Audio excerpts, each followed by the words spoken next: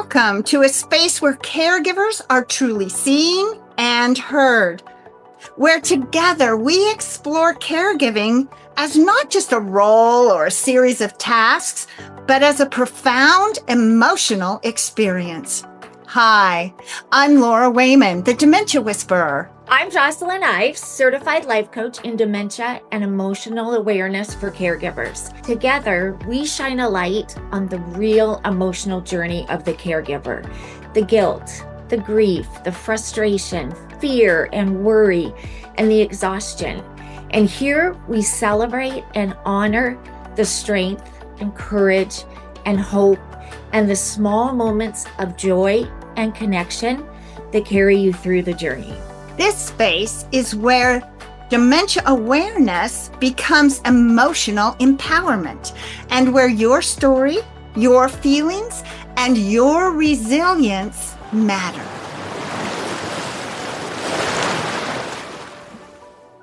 Welcome. I'm so glad to be here. Of course, I'm always so glad to be here with my co-pilot on my port of call, Jocelyn. I just have so much that I want to share. I recently got back from Washington State, where I was doing a training at a beautiful community called Watermark and in Bellevue, Washington. And I had the opportunity to train family members in dementia awareness and professionals in dementia awareness. And so I am going to be sharing here and introducing someone who I met in this training. But when I met her and started to talk to her, I thought, oh my gosh, I have to share her with the world, because what she has to say is so relevant to dementia awareness and emotional awareness. And Jocelyn, I can't wait for you to learn her story. So I think Jocelyn and I would like to go ahead and give her the opportunity to tell her story. First of all, Ami, could you introduce yourself and tell us a little bit about what you do for a living? Yes. Hi, I'm Ami Reichman, and I work for a company called Silver Age Senior Living Advisors. And we call ourselves Senior Living Advisors. Some people might call us placement agents. We call ourselves Senior Living Advisors because we do so much more than just placement. We have so many resources to offer clients. We partner up, not financially, but just get to know the various caregiver agencies, therapists, you name it, moving companies. We keep a database, we vet them. We have people that we partner up with that we trust will help our clients. And so I think that there's pretty much nothing you can't come to me with some kind of need that I can't give you a resource. A warm handoff to is what we call it. Yeah. And you're talking about your clients are most likely elderly, probably retired, needing to look for a different kind of home living kind of environment, right? Yeah, I mean, honestly, most of my clients are the adult children that come to me because a family member is in crisis or about ready to enter a crisis situation. Um, so, but it just today I was working with the retired or a senior family today that was looking for the future too, that wanted to get themselves educated so there's no sticker shock. And it's mainly, I think we all as a team could agree that about 80% of it is the adult children that have come to us because their parent is needing to go into care, whether it be assisted living or an adult family home or memory care. Sometimes we get independent living, like a couples that are looking for independent living. They're lonely at home and they want to be part of a community. And that's always just a lot of fun because there's no crisis involved. It's yes, yeah. It's getting to know them and taking them to the fun places and see what resonates with them. And that starts everyone on kind of changing their whole retirement outlook. So, helping them become aware that there's lots of choices. So I really appreciate and am grateful for what you and your organization do in that. And I love working with placement agents or care coordinators or care managers, because I want to show them dementia awareness. And what I mean by dementia awareness, what I really get on my soapbox about is really understanding what dementia really is. I know we call these communities memory care communities, but I don't like to call it that because it's not about memory loss. It's about real executive function loss, which could be not even showing up as memory loss till very much longer down the road. So I help people to recognize dementia symptoms earlier, which is important for our session that we had, Ami, helping you to recognize dementia symptoms, helping family members to recognize it, because then they can start making the kinds of decisions that you help them make earlier rather than waiting for the crisis, right? Yeah. Yeah, Yeah. exactly. So that's where the dementia whisperer comes in. I am so appreciative that I get the opportunity to be in front of organizations like yours, individuals like you, and really raise their dementia awareness, because then it helps you just simply do your job better and help the caregivers understand how to better manage and communicate with their loved one who has dementia symptoms, helping all professionals engage and communicate and care for patients, residents, clients, however their career brings them as the professional. So, just kind of as to show how this is so powerful, I'd like Jocelyn to talk about how dementia awareness helps her, because and tell the world again. Let's remind the world what you do besides being on this podcast, but how dementia awareness has helped you and the staff that you work with. Okay, that sounds great. Well, I'm Jocelyn, and I work for American River Healthcare, and we provide medical and non-medical services for clients in their home. And I specifically am selling, marketing the companion care, the non-medical. And then I'm certified life coach, and I really specialize in helping people that are navigating the care of someone that has dementia. And so being dementia aware helps me incredibly, because I am coming into people's lives typically when they are in crisis. That dementia has popped up, they noticing it, maybe they have a diagnosis, and they're like, now what? And so it helps me so much to help them, to educate them, and really almost calm them down, that there is a lot of different options and there's a way forward. And families have so many emotions that pop up with all of that. And really, a few years ago, I saw there's such a gap. There's resources, medical, non-medical, that can come into the home, or of course, assisted living or memory care. So there are resources where we can get your loved one physically safe. But all the emotions that are going to happen for you as you put that in place, there wasn't much help for families with all of that.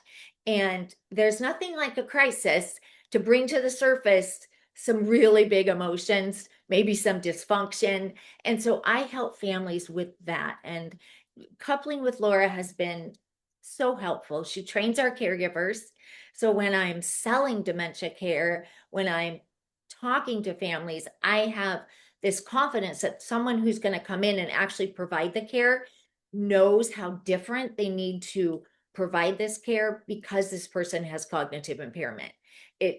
For me, in my sales role, it's just night and day in how confident I'm able to feel about what I'm offering to families. So, anyways, I'm so excited to hear your story. I think you're so interesting because you do this professionally. Of course, you come across dementia professionally, or families that are dealing with it, if you're dealing with mostly the adult children, but then you're also personally dealing with it. And it's so nice for you to share how different the experience is when it is your own loved one. So I'm excited to hear your story. Even though I do senior placement for a living, I am the owner of our company and myself. We are big fans of keeping them at home if at all possible. So the fact that Yeah. you bring people to the table that are well trained that can enable that, I mean, that's yeah, that is the first choice always, in my opinion. Yeah.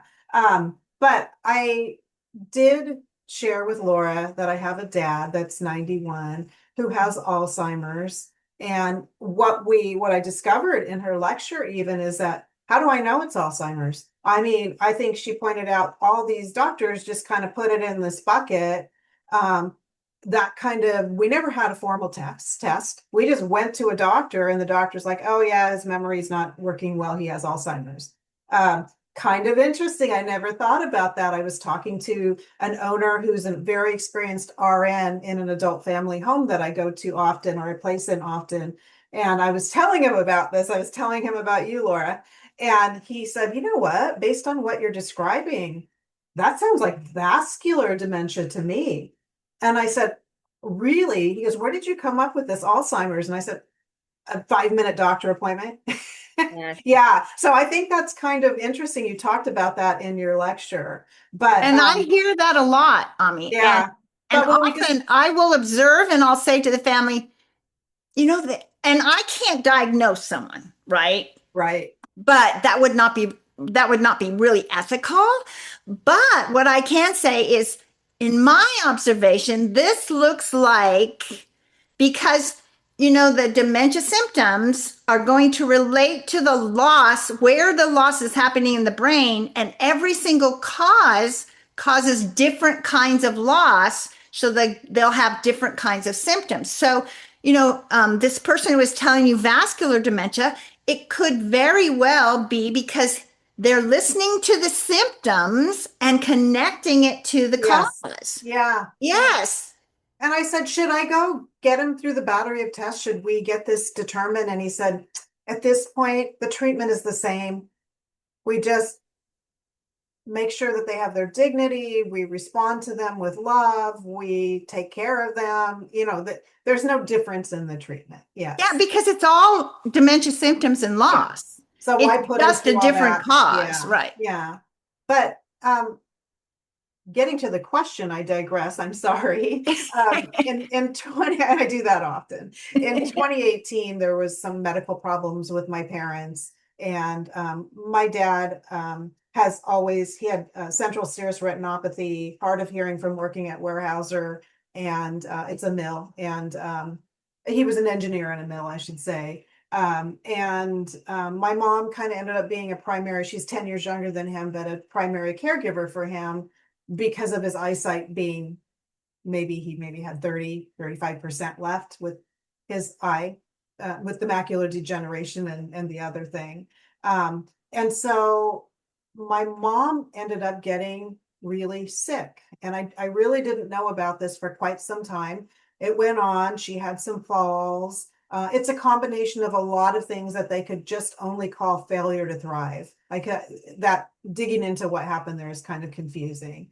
But she did end up again in a hospital and then in skilled nursing.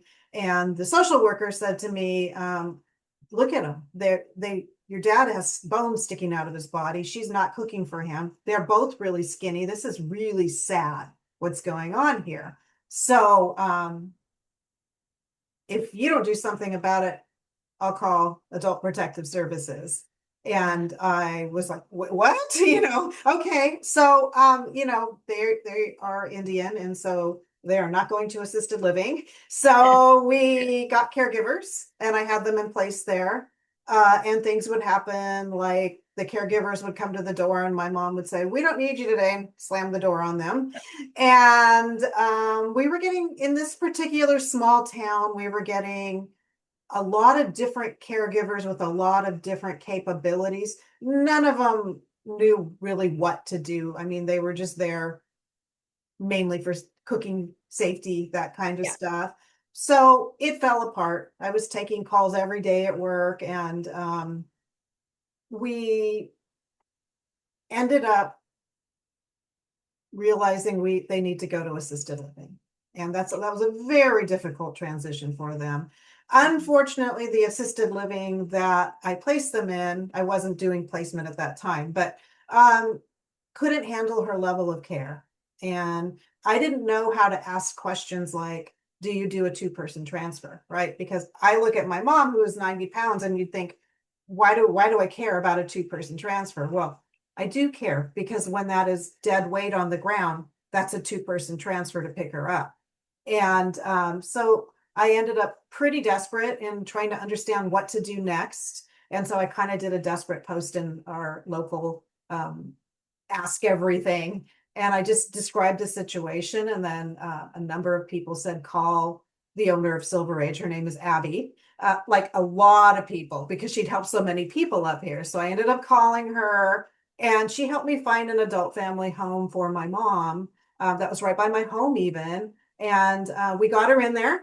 And immediately, like, they were spoon feeding her back to life. They were helping her, because she was all the way hunched over, and they were just meticulously taking care of her. And my parents couldn't be separated. But this was a very temporary situation because my dad, the person that was supposed to move out of the adult family home, because they take 6 at a time, most of them, some take 8 now, was supposed to transfer to Oregon, and that couldn't happen because COVID hit.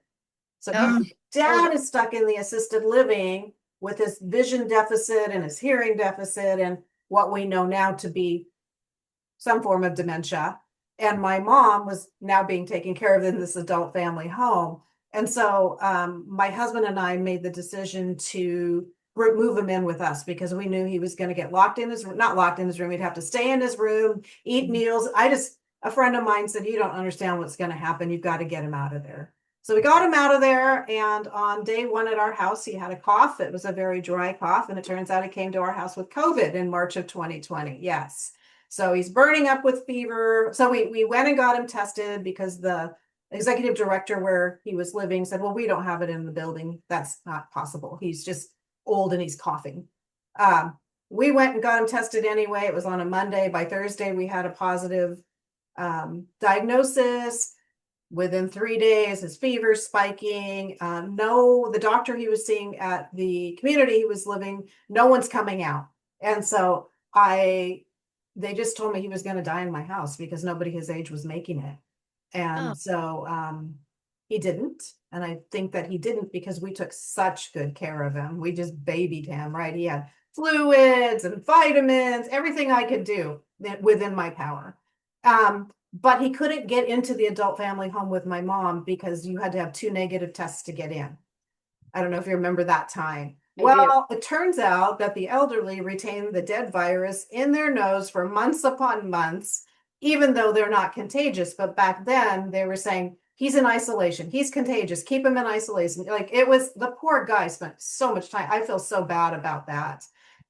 So finally we get 2 negative tests.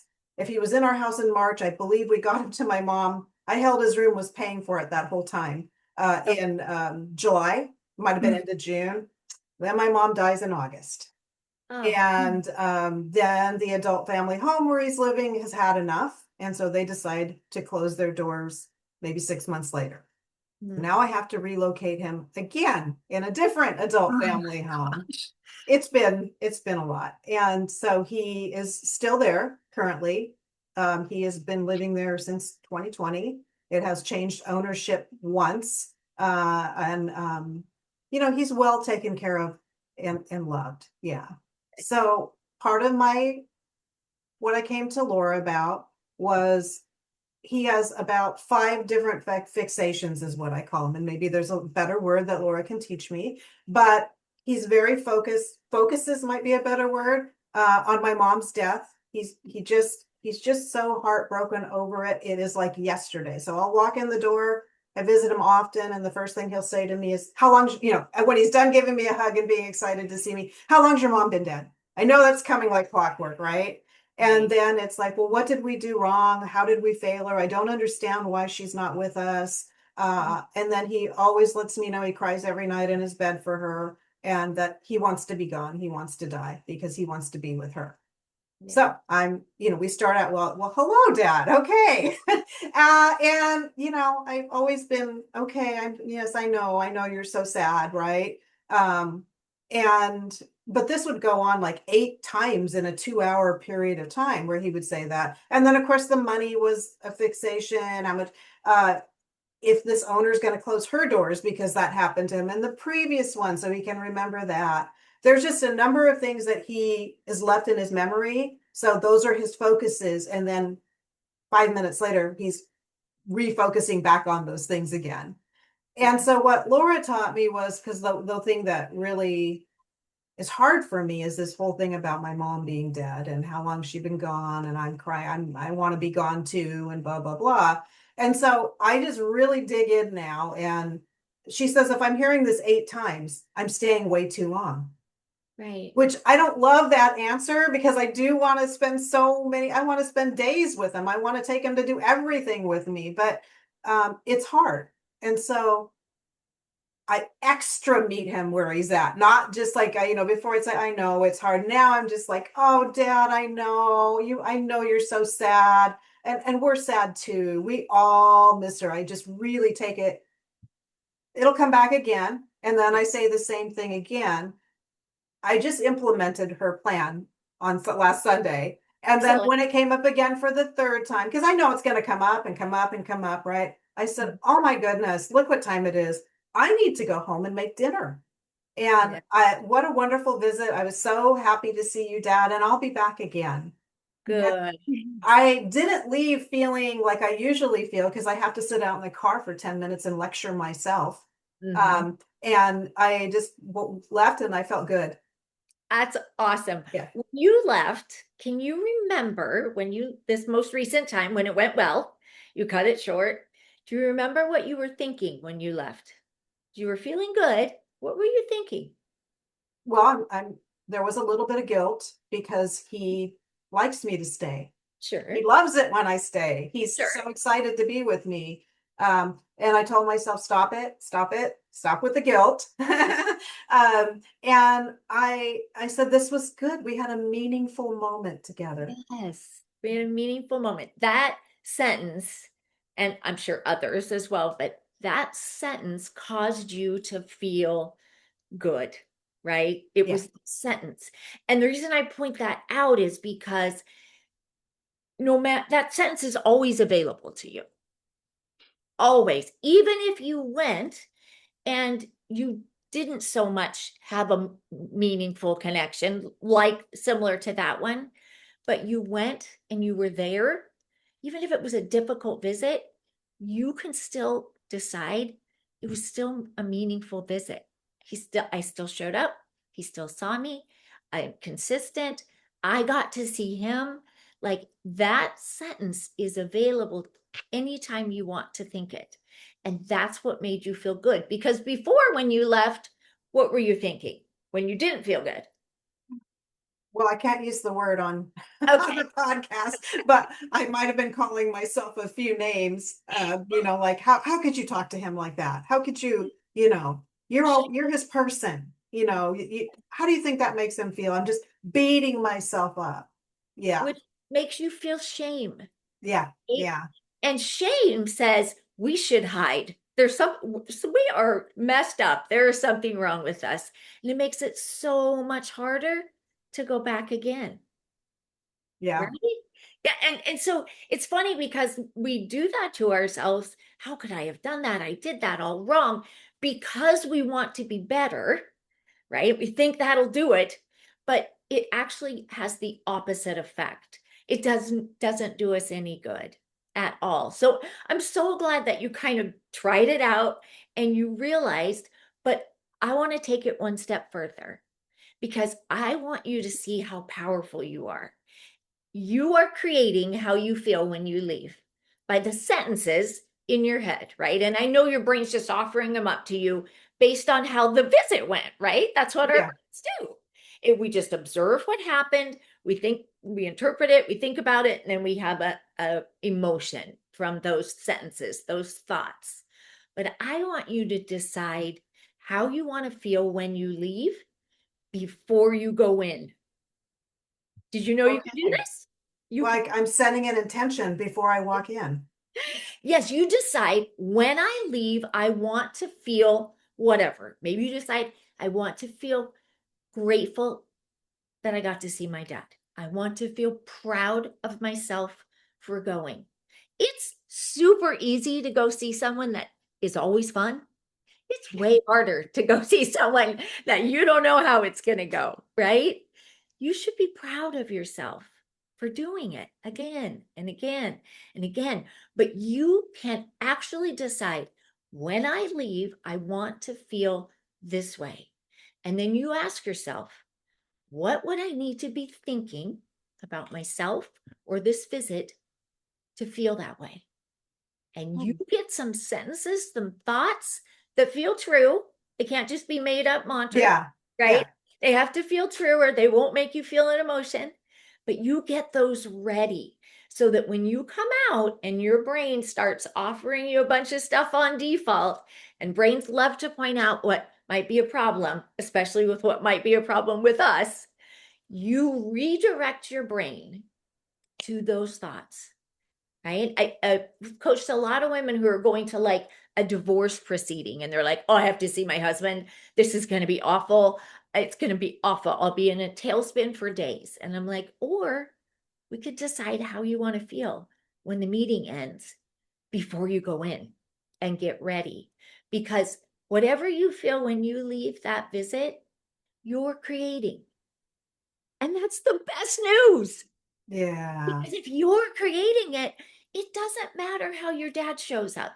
Yes, the way the visit goes is going to make it easier or harder for you to think and feel the way you want. But at the end of the day, you get to decide. And with dementia awareness, knowing that you really have to talk to his feelings, now you can go in with the dementia aware phrases to help guide him on his actions because he can't do that on his own. He can't, his brain is only going to be able to choose the thoughts and actions that he had in the past because he can't learn something new. You have the opportunity to teach your brain something new. So when you go in at the very beginning, you say, this is how I'm going to feel when I leave, then your brain starts to look for ways to help him feel that way too, because you now know you're talking to his feelings. So just like you did this brilliantly when you were already thinking thoughts and thinking how you could help him think before he even asked about your mom. And that's what I was going to tell you. You know, head him off at the pass. Think more proactive. So he doesn't even have to ask you. You say, oh, I know, I miss her so much. And when I think of her, it's like getting a warm hug from her. Let's just think about how a hug from her feels so good because those are real thoughts that he can still experience. He hasn't lost any of that. Oh, so you're saying take it that step further even. Yes. Okay. Yeah. Yes. Okay. And so you're going in prepared throughout the whole visit how to help him feel, which at the end, because you're prepared how you're going to feel, your brain is just going to guide you along throughout the whole visit. Isn't Yes. that Okay. exciting? Okay. It's as if you're giving him thought. He cannot any longer redirect his brain on purpose. He can't think with intention. Maybe once in a while he can, but overall, he cannot do that anymore. But you and I can. So you're going to go in and you're going to offer him some thoughts that you think will make him feel good. You're going to give him these thoughts to try on, and you'll try some, and once in a while it won't work, and you'll make note of that, right? But thoughts are like clothes. We kind of try them on and go, how does that make me feel? Okay, I like that thought. I'm going to hang on to that thought. Now you're doing that for him too. You And get, it can, I mean, even getting away from my mom, if I'm following you correctly, I can, when the money comes up, because no yeah, one ever said I want to spend the last 5 years or 7 years of my life in an adult family home someday, right? Right. Is just saying, oh my, heading him off like, oh, Dad, your finances are doing spectacular. Exactly. Yeah, Yep. you are so set. As a matter of fact, I think there's going to be some leftover for the kids. Just and Yes. just really saying it in a really positive Yeah. way because You've that's done his so concern, right? good. Yes, you've done so good. You are such a good life builder with your finances. And you every time we think of that, I just think, oh, I'm so glad Dad made sure we had enough. How does Yeah. that feel when you say to yourself, I don't have to worry about money because I know I have enough. We don't need any numbers Yeah. because it's the Right. feeling, right? Yes, yes. Yeah. Exactly. Exactly. And Okay. one of the challenges that he now has is that he probably thought of finances black and white, like numbers, and that was enough. But now he can't do that. It's all about how what we say makes him feel. So as long even if he just has $5, we don't have to tell him it's $5. We just have to tell him it's enough. That's all he needs to know. How much money do you have? Dad, you've done such a good job. I always feel so good when I look at your bank account because you always have enough. Yes. That's the only answer he needs. Okay. When he's asking you that, he wants to feel security, safe, just like all of us, right? We want enough money, whatever that number is, so that we can feel safe and secure and like we can buy what we want to buy. So you are kind of guessing, okay, what would he like to feel? Why is he asking me about this? Maybe he's feeling nervous about it and he's wanting to feel safe. What thoughts could I give him? Just like Laura said, we're so set, Dad. We have enough. Like you've done such a wonderful job. Thank you for doing that. You make everything easier for me, right? You give him thoughts that can then generate for him the emotion of safety, security, feeling like a good provider. Yeah. And Yeah. I get that. If all of a sudden because I'm in charge of the finances for my Okay. family, right? Because I'm a former stockbroker, former finance You're person. And perfect. so Yeah. I know Yeah. this stuff like the back of my hand. It's easy. And so I think that if someone all of a sudden, if something were to happen to me Yeah. and I have no longer have control over this, I had to hand it to my spouse even, Yeah. right? Uh, I would feel very, or maybe spouse is a bad, yeah, a child, an adult child. I would feel very, I don't know if insecure is, I mean, you just pulled the rug out from underneath me. I've lost all control. That's how I would feel. Yes. Yes. Yeah. A Yeah. Yeah. 100%. Yeah. Exactly. Wanting to feel a sense of control. Yes. And You're he's lost all control over all aspects of his life. Yes. Yeah. So we give that feeling of control back to him when we make him in the moment feel loved, safe, secure, or valued. And so when we say something like, "Oh, Dad, you've done such a good job. You have been all your life. You've been such a good provider.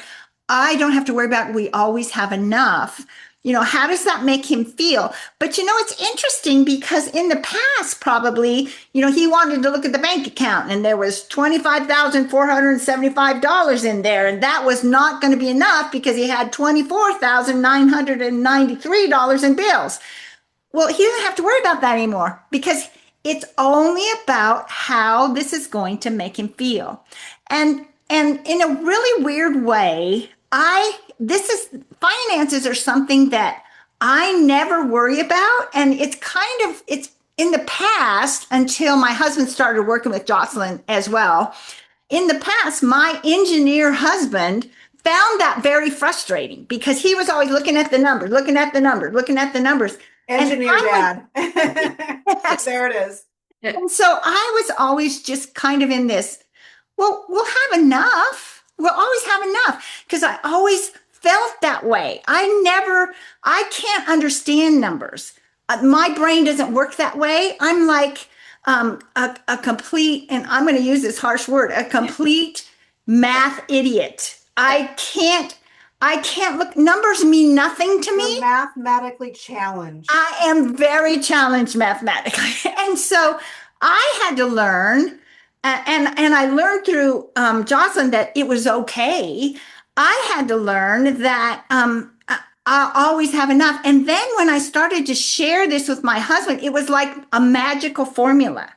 He started to say, no, we have to look at the numbers. And I'd say, the numbers are great. And thank you for looking at that. But I just want you to look at these numbers with a little different perception, because that number is always going to be enough no matter what it is, because our brains, we're really good at this. Our brains are going to find ways to fill that vacuum if there is a vacuum.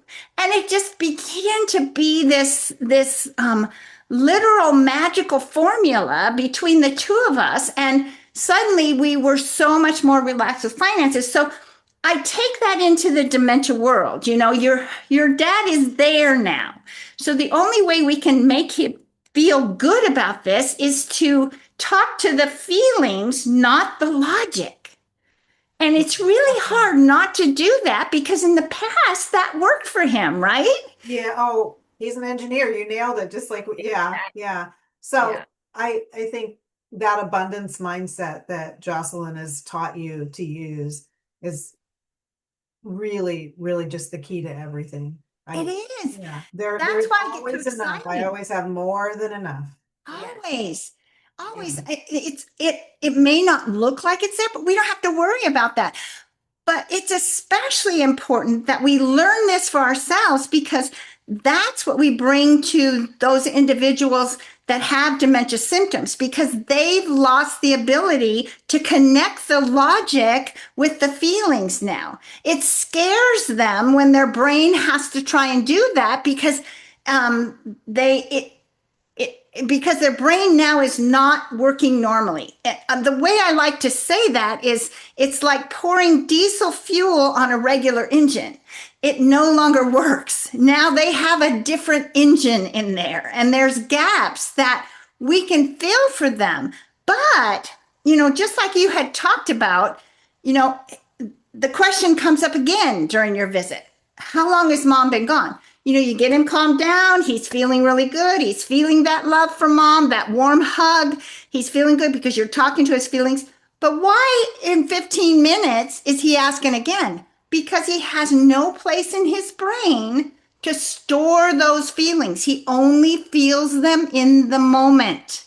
Yeah, So, that's one of the biggest takeaway. yes. Yeah, is in the moment. So how many times am I willing to, how many times can I tolerate meeting him where he's at and doing that? Well, every person is going to be different. Yes.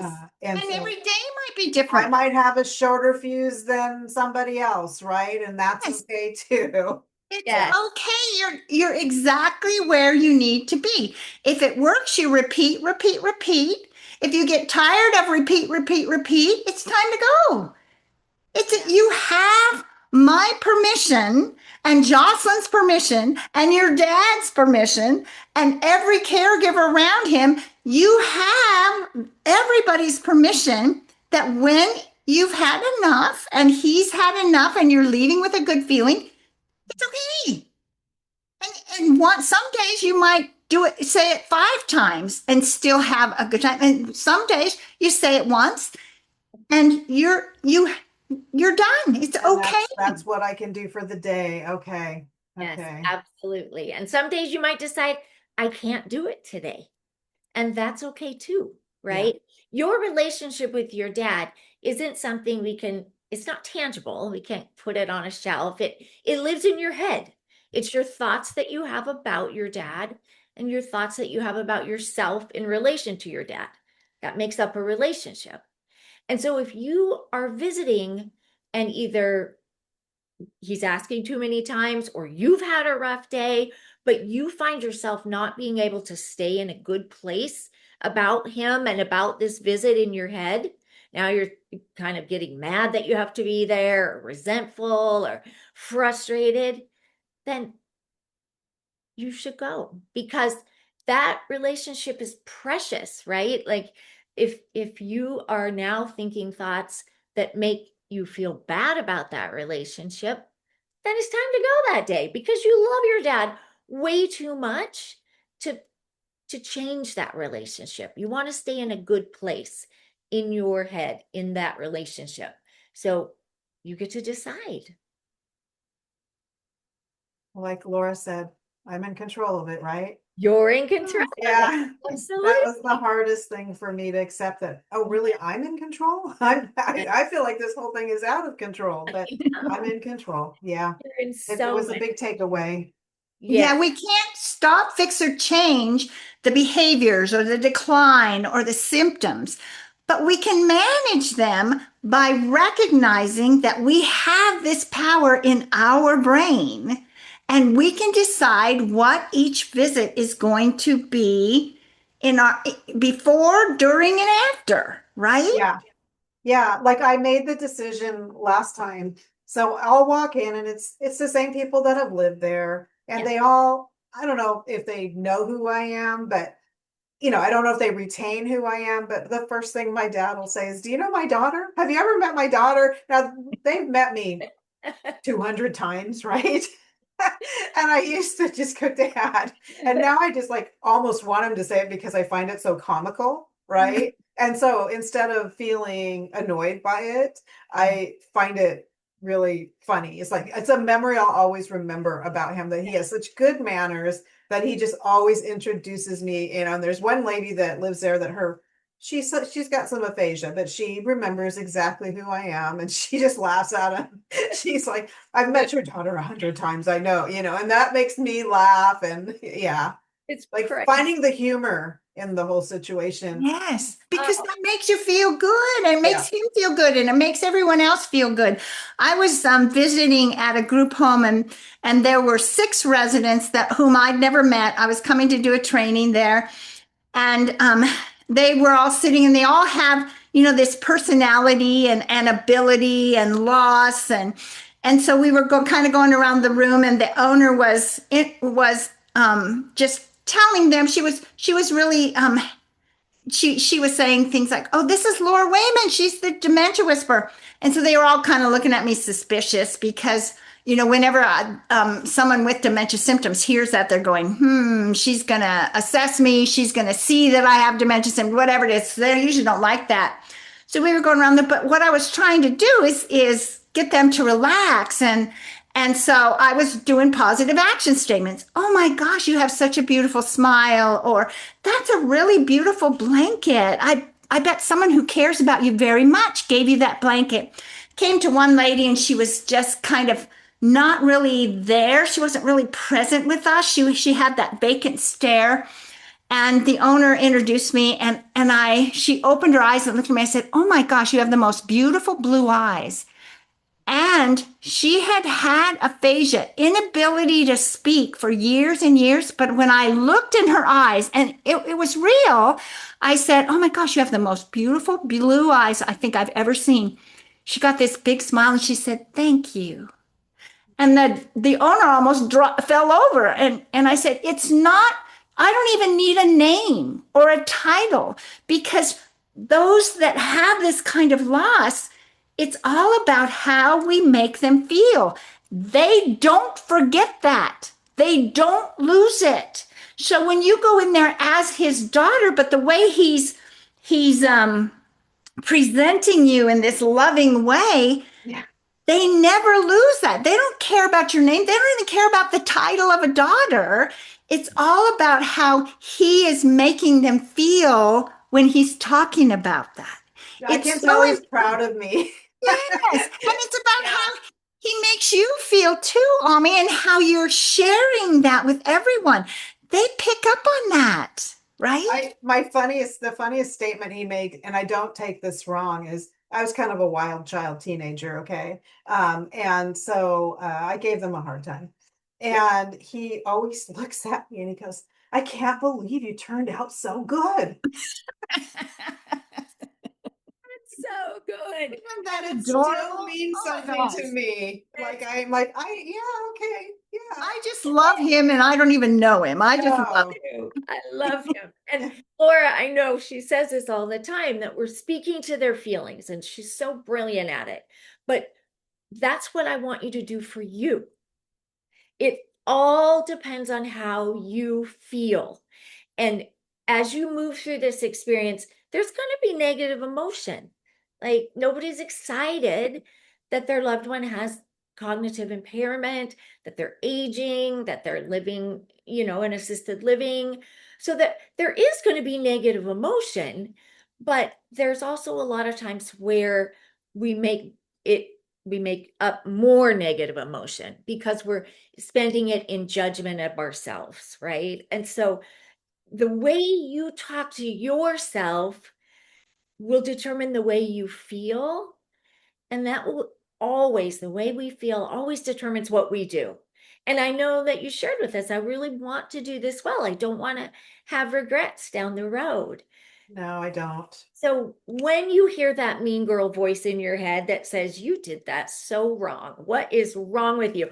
You're a professional, right? That's what happens to me. I'm a coach. I'm like, I'm a coach and I totally did that wrong. So just kind of slow it down and remember, I don't have to believe these sentences. This is all optional and there is zero upside to keeping these sentences. It's almost like sometimes I picture taking the sentence out of my head and examining it and be like, nope, don't need that one. Okay, right? It's Yeah. all up for grabs. And the way So you're saying if I slipped up, let it go. yes, you are Do better next time. you're supposed to slip up. Did you know this? You're supposed to do it wrong.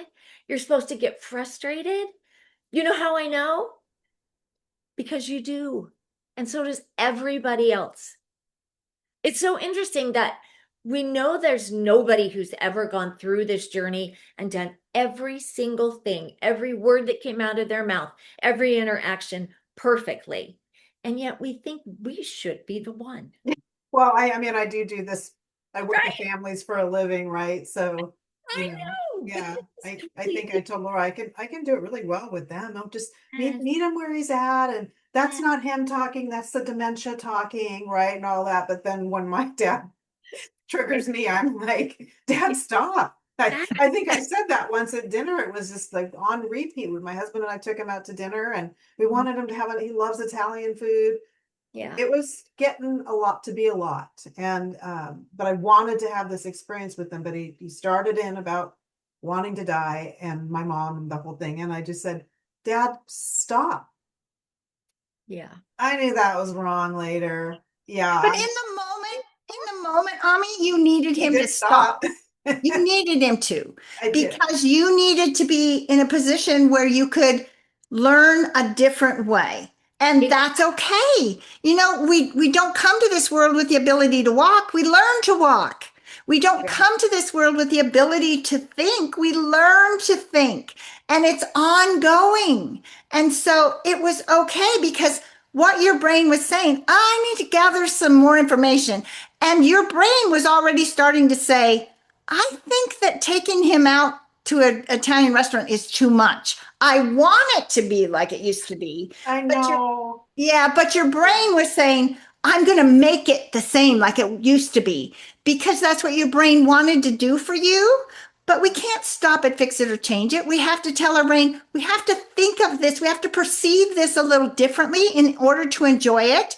And part of the perception is he can't enjoy an Italian restaurant anymore. So we changed the situation because you can. So it was just your brain trying to figure it out. Hey, this isn't working. So stop. We'll gather information, back up. And so I like it when Jocelyn explains guilt because at that moment you were probably feeling pretty guilty. Why did I say that? That was Oh awful. yeah, I had a few choice names for myself when I said Yes. that. Yes. Yeah. Yes. But And, Yeah. oh, But go I ahead. literally, it was just like, Dad, stop. No yes, more. I Yeah. gotta see it. yes, Yes. Yes. And yeah. guilt is such an interesting emotion because we get the idea when we're younger, I believe, that if we're feeling guilty, it's because we're doing something wrong. We've done something or we're doing it wrong. But guilt isn't does not mean we're doing it wrong. It's just a red flag from your brain that says, hey, red flag, you might want to slow down. You have two value systems that have intersected. They butted up against one another, and you valued having this taking your dad out and creating an experience for him that he would enjoy. And you valued yourself enjoying that moment with your dad, right? And they weren't able to both exist at the same time. They butted up against each other. And so your brain is like, wait a minute, hang on, we have an intersection. And that's all it is. It's just an opportunity to slow down and go, okay, wait a second. I have these two value systems.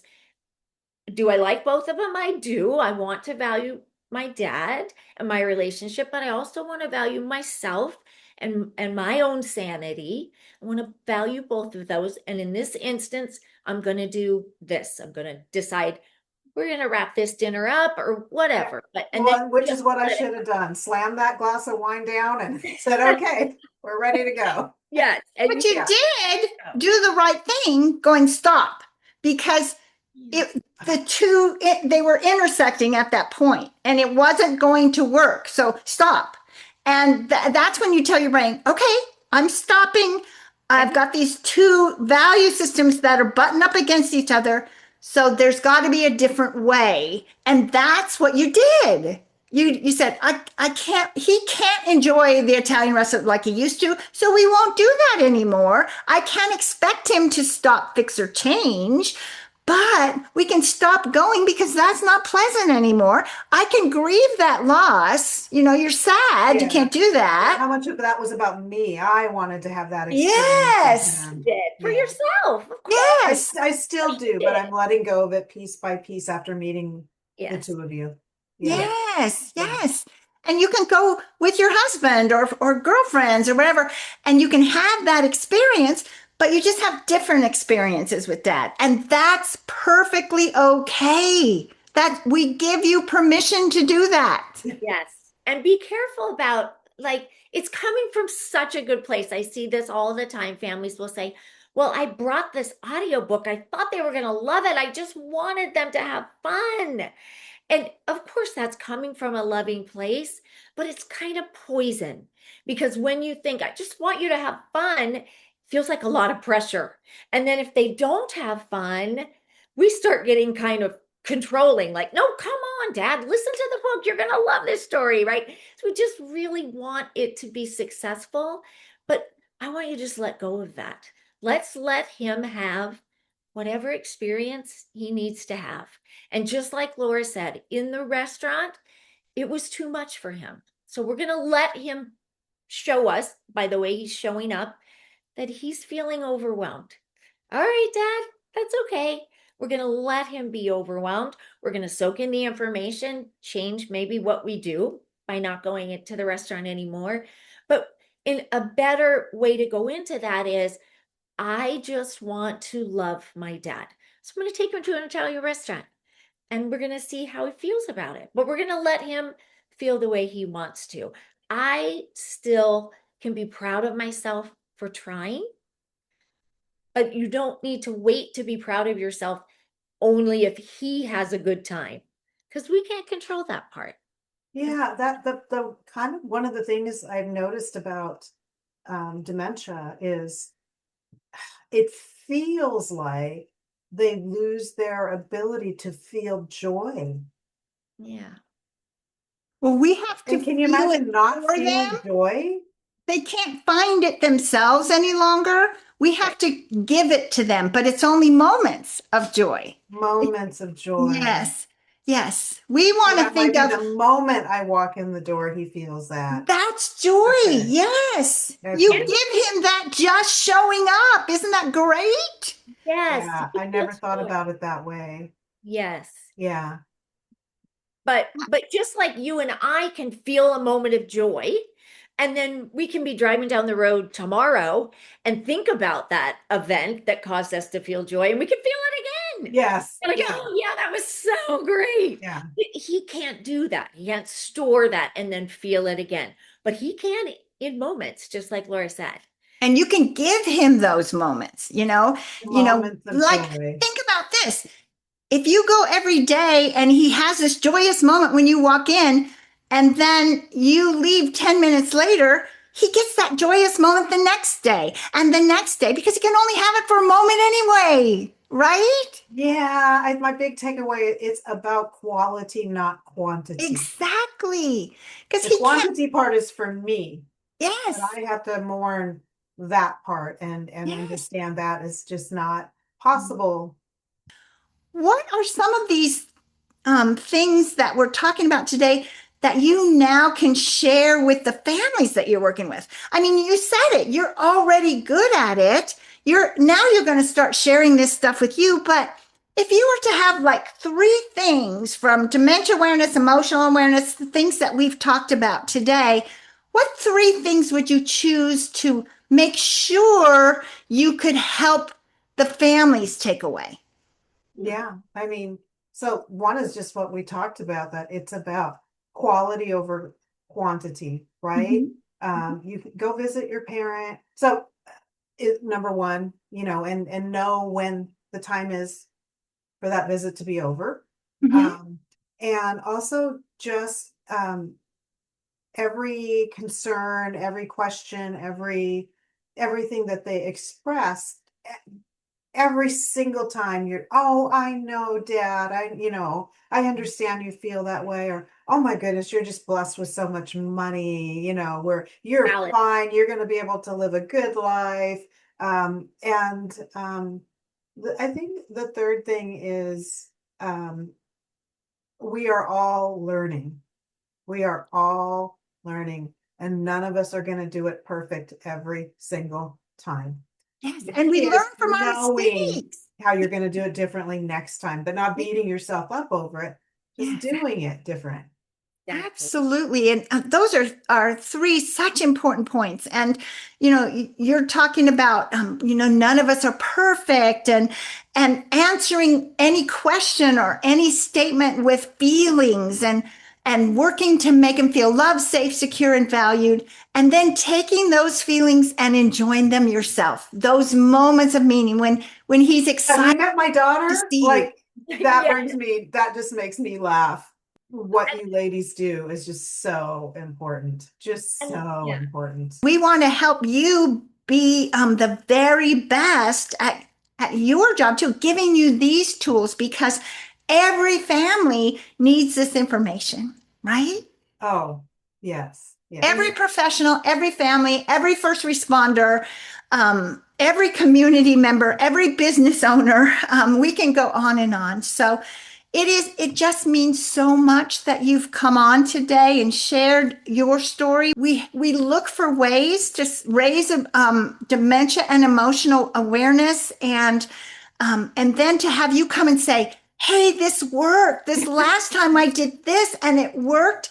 Oh my gosh, that makes us feel loved and safe and secure and valued for sure. So And that thank you, mental Ami. mindset, if you could have given me four things to say, I would have answered that. How are you going to decide to feel when you walk in there? Yes. How are you Yes, going to decide to feel when you leave?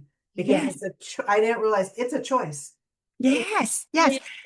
And your families that you're working with, they're so into, is this the right choice? And how often should I visit? Oh, yeah. And now you have the answer for them because you're going to talk to their feelings too. Yeah. Yes. Yes, Yeah. it's so true. And the truth is, your dad in any given moment is doing the best he can. And so are you. If you could have done better in that moment, you would have. It was your best, right? And sometimes our best is awesome, and sometimes it's kind of not great. It was your best. And I want you to just, every time you leave, I want you to walk out of that home and in your head be like, nailed it. Okay. It's so good. Ami, I'm going to ask you to, if you would like to share your contact information. So when someone's listening to this and they need a little help finding a place for their loved one or for themselves, and we know you're in the Washington State area, Yes. you're Yes. there, but there are lots of people like you. So if you could, and there may be many people in the area because we want you to spread the word in your area listening to this podcast. So would you like to give your name and contact information again? Oh, of course. Yes. Yeah. So I'm Ami, AMI. My last name is Reichman, Reischman. And I work for a company called Silver Age Senior Living Advisors, owned by Abby and Kenyon Durr. My phone number is 425-894-3832.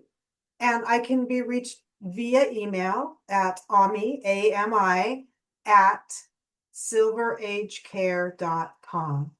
Awesome. And you all, if you're in need of this kind of help, or even if you see the need to help your parent with any of this information, you can get a hold of any of us. We are here to help you. We so appreciate you listening today, spreading the word. We wish you calm seas and gentle winds on your dementia journey. And we hope to see you next month. I've got some exciting things coming up. Jocelyn and I have some exciting things coming up. So just spread the words, raise dementia awareness.